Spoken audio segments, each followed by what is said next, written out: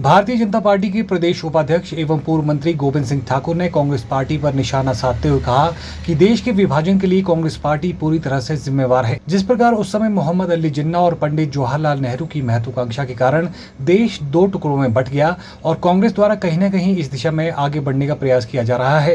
उन्होंने कहा कि देश के नागरिकों को इस बात को समझना चाहिए कि देश नरेंद्र मोदी के हाथ में सुरक्षित है। उन्होंने कहा कि कांग्रेस पार्टी की कोई गारंटी नहीं है। उन्होंने कहा कि पिछले 60 वर्षों से कांग्रेस ने इस देश पर राज किया और उन 60 वर्षों में देश को विभाजन करने के लिए कई विषय रखे गए और देश को विभाजन करने की दिशा में हमेशा प्रयास किया गया है। कांग्रेस पार्टी की गारंटी कोई नहीं है और इसकी गारंटी तो लगभग ये 60 वर्षों से यही सब कहते रहे हैं। और जहां तक मुझे लगता है कि उन्होंने अनेक विषय इस प्रकार से रखे हैं कि जो देश को विभाजन की दिशा में धकेलने वाले प्रयास उनके हैं। जबकि भारतीय जनता पार्टी ने यह कहा है कि हम नागरिकता संशोधन बिल को भी लागू करेंगे, हम समान नागरिक संहिता को लेकर के आएंगे। और इसलिए मैं कहूंगा कि कांग्रेस पार्टी देश के विभाजन के लिए पूरी प्रकार से जिम्मेदार है।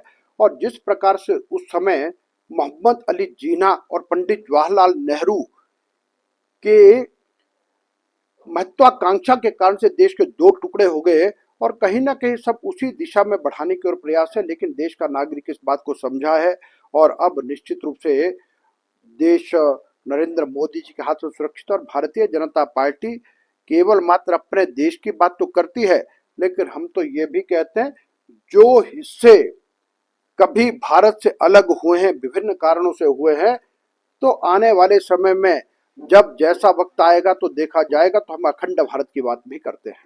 कहूंगा कि भारतीय जनता पार्टी का केंद्र नेतृत्व और भारत के प्रधानमंत्री नरेंद्र मोदी जी एक बहुत बड़े जौहरी हैं।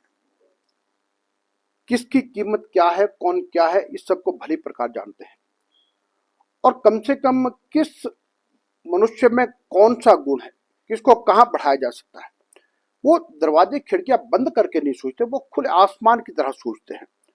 और इसीलिए मुझे लगता है कि कंगना जी में भारतीय जनता पार्टी के केंद्रीय नेतृत्व ने ऐसी बातें देखी होंगी जिसके कारण से उनको लगता है कि कंगना जी मंडी लोकसभा क्षेत्र से जीत करके जाएंगी और उसके बाद मंडी और हिमाचल प्रदेश के मुद्दे और जो हमारे देश के जो इश्यूज हैं उन सब में भी उनका कंट्रीब्यूशन बहुत अच्छा रहेगा, इसलिए उन्होंने उनको चुना है।